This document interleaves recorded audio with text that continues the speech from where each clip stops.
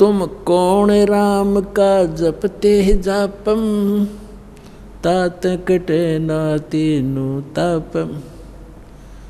समर्थ का सरनाग हो रंग होरी हो, कभू न हो एकाज राम रंग होरी हो। तो पुण्यात्माओं, सौभाग्य आपका, आपको ये सुख तो यहाँ फ्री में मिल लेंगे, क्योंकि हम वो पांचों यज्ञ कर रहे हैं जो युधिष्ठिर पांडवा ने एक कई यज्ञ करी थी। आज आप देख रहे हो 5 दिन का समागम चल रहा है और कई हजारों की संख्या में पुण्यात्मा परमात्मा की प्यारी आत्मा आई हो। ये सभी भक्त हैं, सभी परमात्मा का सुबह उठते हैं, शाम दिन रात चर्चा करते हैं, घर पे जाते हैं, वहाँ भी इतना कोर्स दे रखा है आपको भक्ति का, जैसे बालकों को सलेबस न्यारा होम टास्क अलग से, तो इतना कोर्स दे दिया, इस बिना आपका उद्धार नहीं हो सकता। कभी आरती कर रहे हो, कभी नित्यनेम कर रहे हो, कभी रमैनी कर रहे हो, कभी प्रथम मंत्र, कभी सेकंड मंत्र, फिर वाणी पढ़ रहे हो, कहीं सेवा कर रहे हो, दान कर रहे हो। तो ये जितने भी साधु संत यहाँ आ रहे हैं, और यहाँ आपका दिया हुआ जो साधला जो धन है वो आपको बहुत लाभ दे रहा है, करोड़ गुना आपको फल यहाँ देगा और मोक्ष प्राप्ति होगी। ये एकमात्र स्थान इस पृथ्वी पर यदि कोई शास्त्र अनुकूल साधना और मोक्ष मार्ग है तो सतलोक आश्रम बरवाला जिला हिसार हरियाणा में जो आपको प्राप्त हुआ, आपका सौभाग्य है। और भक्ति करते रहो। बोलो सतगुरुदेव।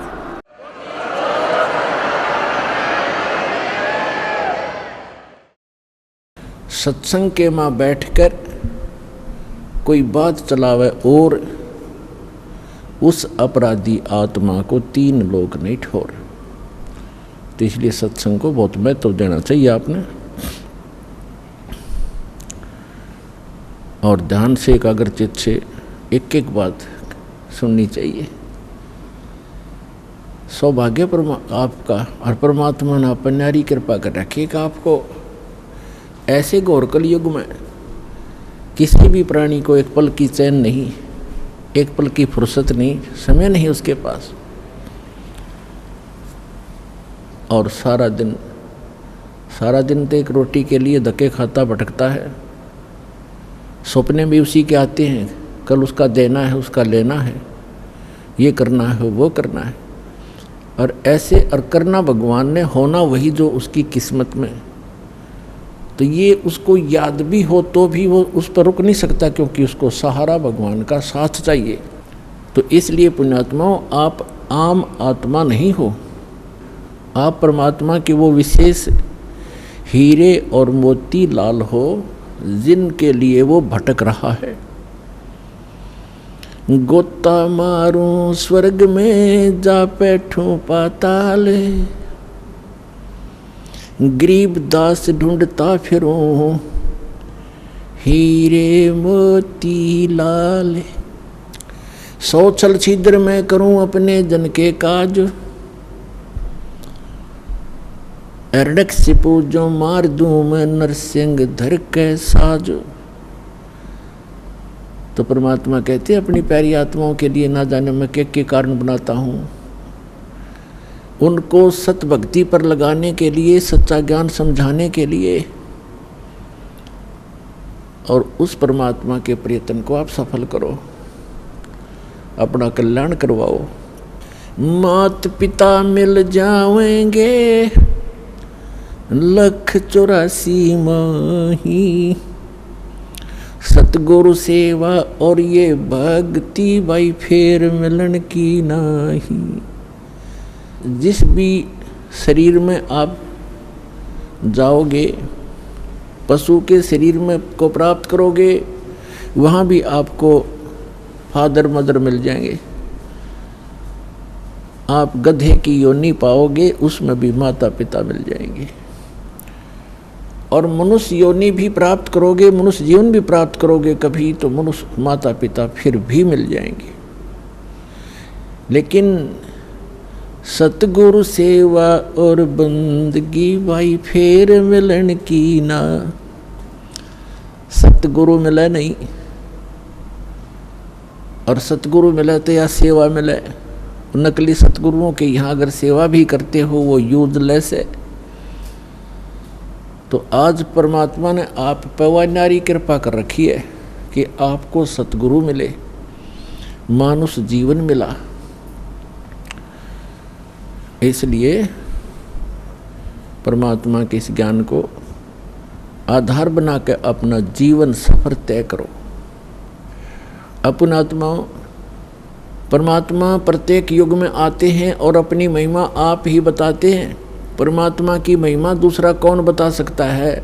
हमारी बुद्धि पर पत्थर पड़ गए थे। हम सोचा करते ये संत परमात्मा की महिमा बतावेगा, ये बतावेगा।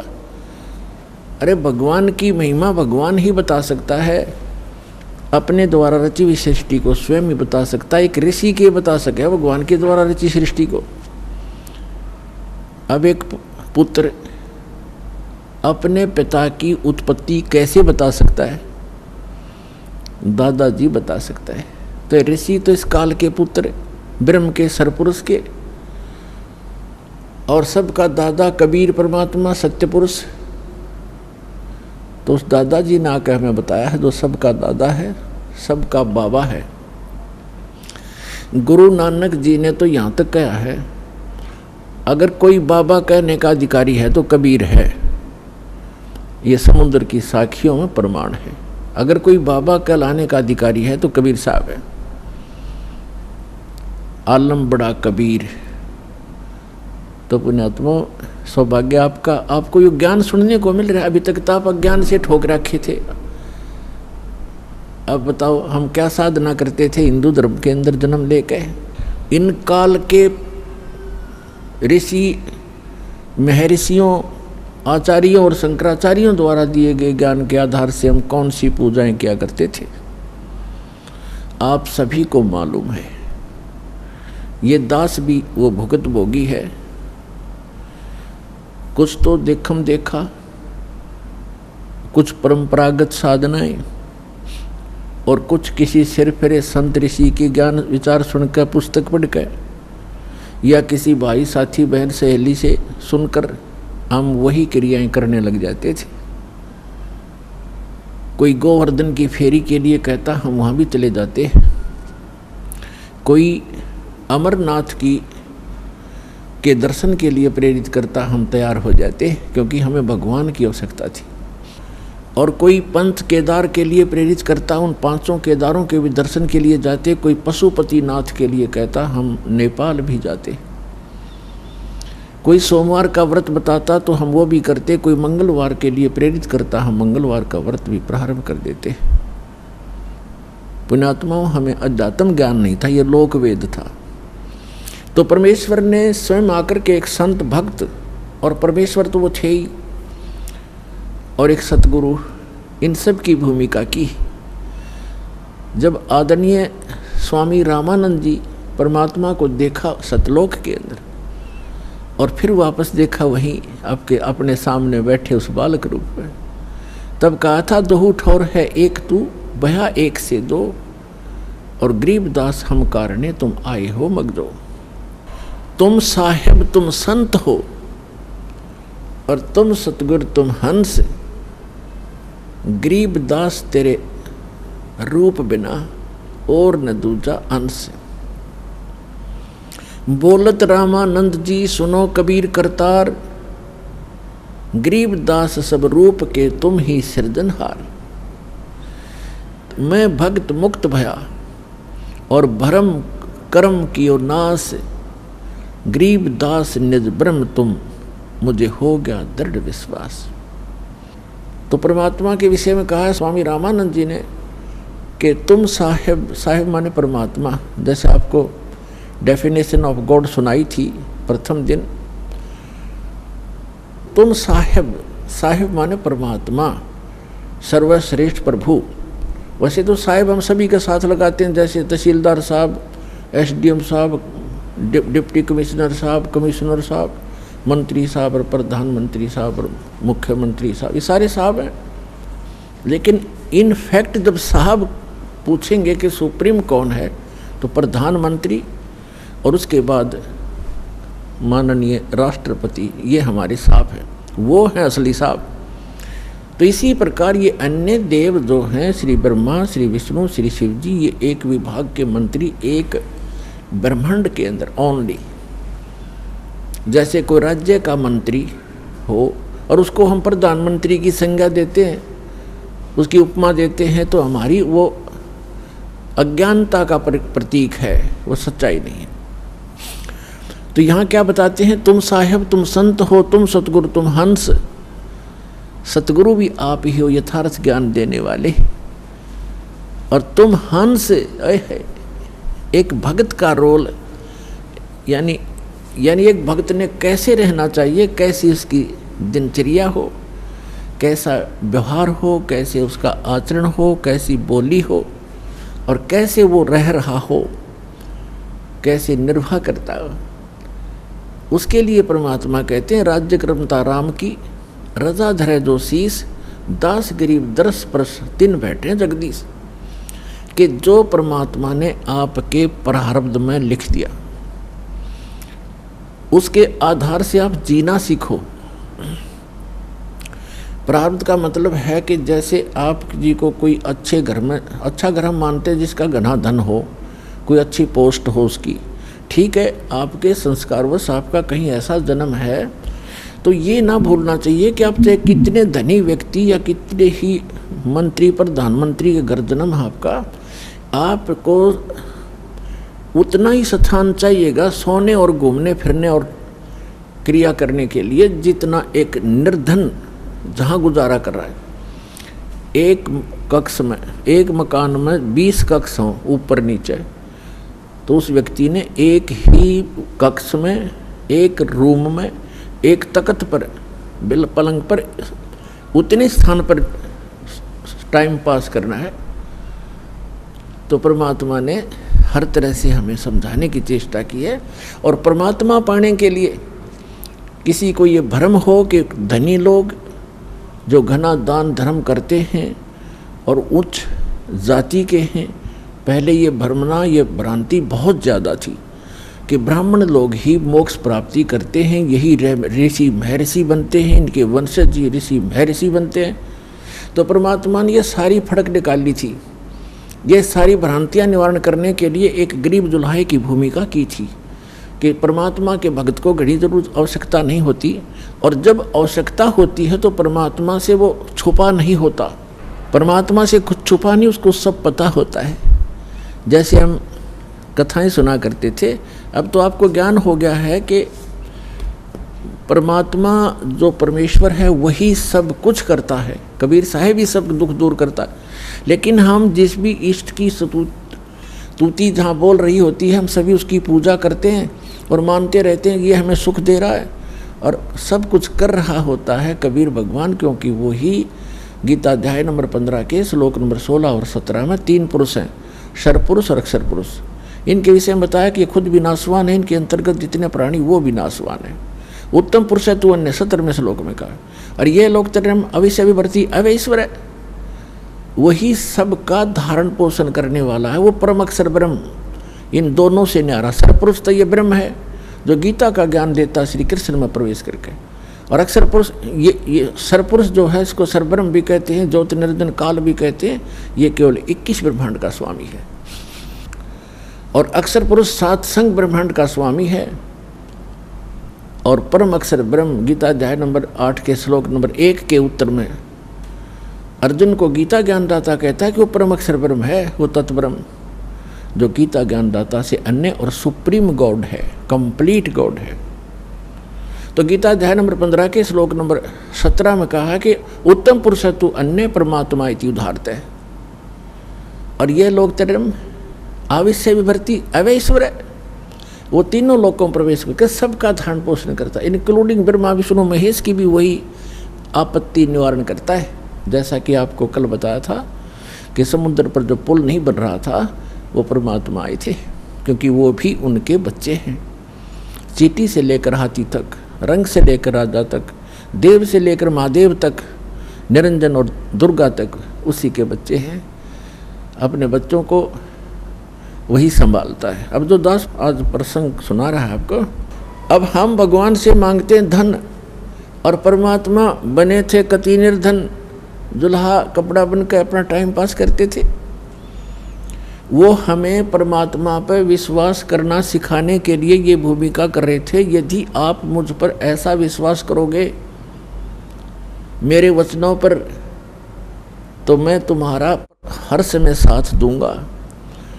जो जन मेरी शरण है, ताका हूँ मैं दास, और गेल गेल लाग्या फिरूं, जब तक धरती आकाश। कहते पीछे पीछे फिरता, जो बच्चा गऊ की नजर में, यूं साईं को संत, वो भक्तों के पीछे फिरे, भगत वत्सल भगवंत।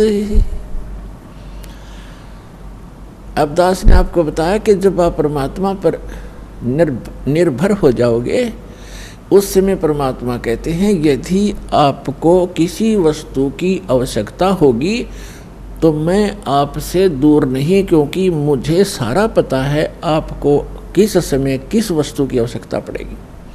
परमात्मा कहते हैं कि जिनको विश्वास नहीं है परमात्मा पे, और राम राम भी करते हैं, भक्ति भी कर रहे हैं,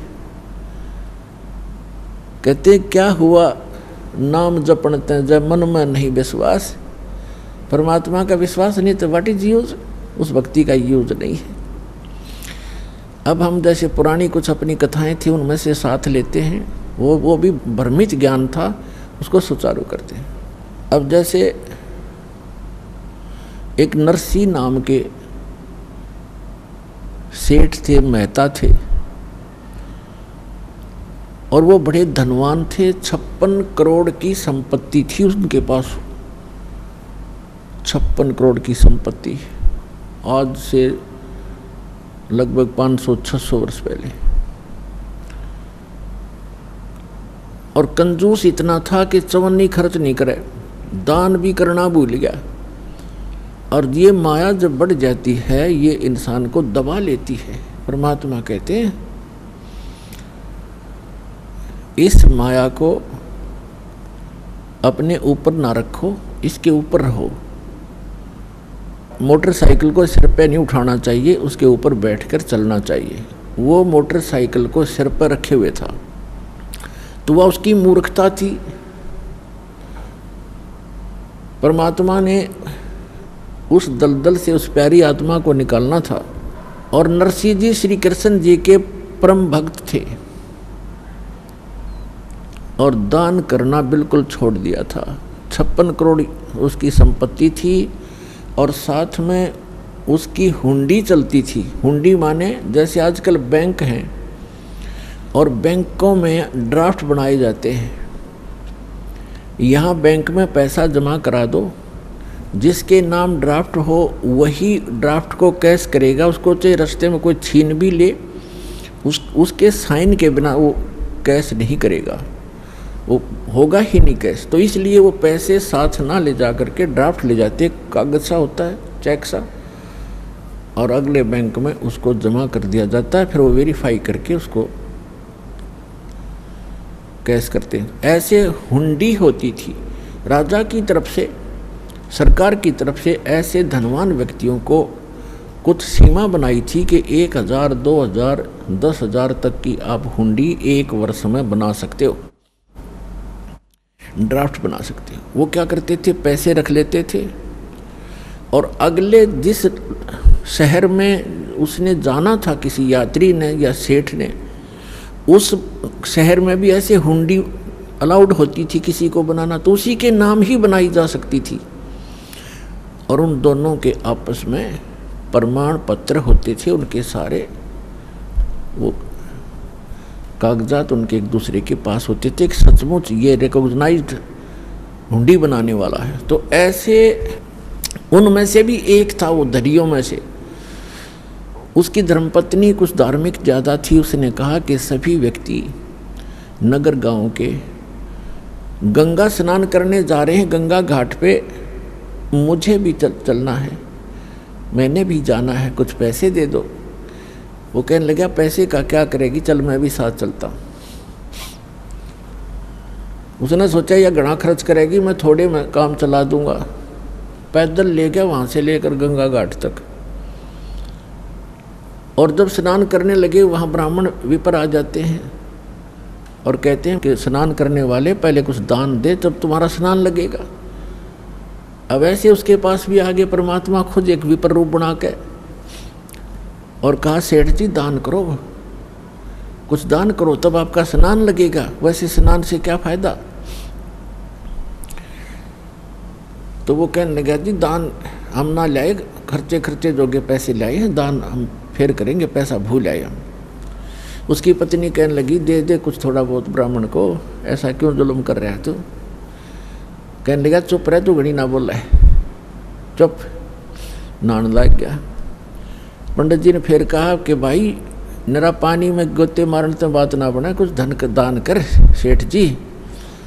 उन्होंने सोचा ये ज़्यादा बेइज्जती करे है। कहने लगा 1 टका दूंगा, 1 टका। चलो दे दे जो तेरी इच्छा है।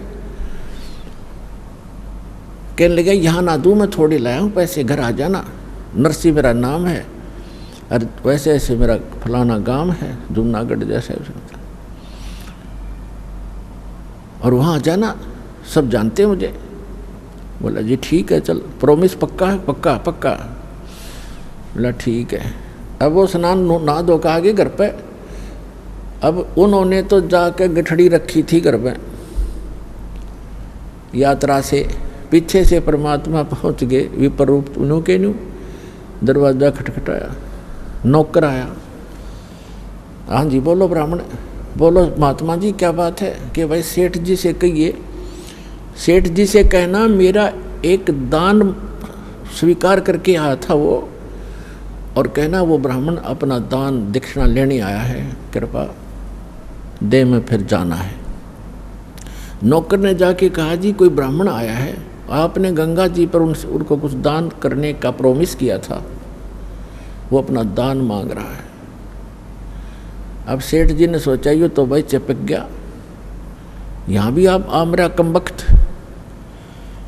उसने क्या विचार ला कि आज इस यू यहाँ 1 टका मांगना आ गया, कल नहीं यू 2 टके मांगेगा, फिर यू 100 रुपये की ऐसे ही पीछे पड़ लेगा। इसने तो रास्ता मिल गया ये। तो सेठ जी ने कहा कि कह दे उसको ब्राह्मण को कि विश्राम कर, 2 दिन बाद आना, अभी सेठ जी थके हारे आए हैं, विश्राम करेंगे। नौकर ने ऐसा ही कह दिया। ब्राह्मण रूप में परमात्मा ने कहा ठीक है भाई, परसों ले जाऊंगा मैं और यहीं विश्राम करता हूँ, इसके बाग में लेट जाता हूँ। सेठ का बाग था, उसमें खावे फल फ्रूट बिछा कर चद्दर लेट गए भगवान। अब सेठ जी को बताया गया, सेठ जी ने पूछा गया वो? अगर नहीं जी वो तो सामने लेट गया, बाग में लेटा हुआ है। अब जब तीसरा दिन हुआ फिर जाके दरवाज़ा खटखटाया कि भाई कहना सेठ जी को मेरा दान दक्षिणा दे, फिर मैंने और भी बहुत काम है। अब सेठ जी ने कहा यूं कह दो कि सेठ तो मर गया, मृत्यु को प्राप्त हो गया। अब उसने जाके नौकर ने कह दिया जी हमारे सेठ जी की मृत्यु होगी ब्राह्मण, हम बहुत दुखी हैं, आप जाओ। तो ब्राह्मण वेशधारी परमात्मा कहते हैं भाई यूं कैसे जाऊं, मेरा यजमान मर गया, अब तो अंतिम संस्कार करवा के जाऊंगा मैं। अब उन्होंने कहा जी वो तो ऐसे ऐसे कह रहा सेठ जी ने। बोला अच्छा जंद पीछे पड़ाई, तो ऐसे करो मेरी लकड़ियां ढोना शुरू कर दो, लकड़ियां, उसको महसूस होगा कि सचमुच मर गया। और 10-20 जो नौकर थे 5-7 लग गए लकड़ियां उठा कर चलने। अब नगर का सेठ मर जा, सारा गांव इकट्ठा हो जाया कर नगर इतनी भी ना सोचे मूर्खा ने। वो 3-4 जने लकड़ ढोए, फिर कहने लगा जी क्या करे, क्या हो गया? कि वो तो यहीं खड़ा है, भी कोई बात ना, अंतिम संस्कार हो लेगा तभी जाऊँगा। कहा मेरी अर्थी उठाओ, मेरे लिए उठा लो, मुझे रख कर जैसे मुर्दे को ले चलते। वो लेकर चल पड़े। भगवान ने भी उठा लिया किक्कर की लकड़ी इतनी मोटी और कंधे पर रख ली। चल भाई अपने सेठ को लकड़ी तो दे के ही जाऊँगा। अब चिता पे रख लिया, आग लगाने की को कहा था कि मत लाइयो, उन्हें ये तो कह दिया था कि नहीं मत लगा देना, कदे गलती कर दो। तो परमात्मा बोले भाई सेठ जी तू जीता मैं आ रहा, रकम वक्त मरे तो मत, आत्महत्या तो ना करे, 1 टके के पीछे चल मैंने माफ़ कर दिया तेरा टका, मैं जा रहा हूँ। बोला सचमुच? कहाँ सचमुच? तब उठा सेठ जी, उसके तापरते हैं, सारी लकड़ी उठवा ली। कहते सारी उठाओ वापस, इतना भी मत छोड़ना यहाँ पर। और पुण्यात्मा ये स्वाभाविक है, जब माया जिसके पास घनी हो जाती है या ऊपर बैठ जाती है और इतना कंजूस हो जाता है वो व्यक्ति, उसको कुछ भी आभास नहीं रहता, ऐसा नशा बन जाता है। अब सेठ जी ने सोचा बन गई बात, कटी टंटा गया और निकम्मा।